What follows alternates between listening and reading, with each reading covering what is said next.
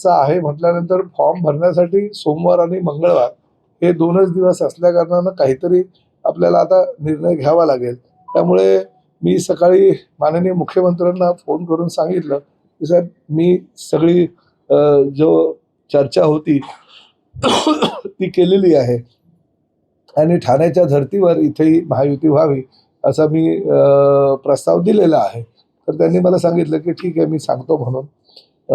त्यामुळे मला असं वाटतं की त्यांचा जो काय निर्णय आहे तो निर्णय 24 तासामध्ये देणं अपेक्षित आहे. जर त्यांनी उद्या दुपारपर्यंत जर निर्णय दिला तर ठीक आहे, नाहीतर मग आम्हाला शेवटी काहीतरी निर्णायक भूमिका घ्यावी लागेल. कारण शेवटी काहीच प्रतिसाद येत नाही.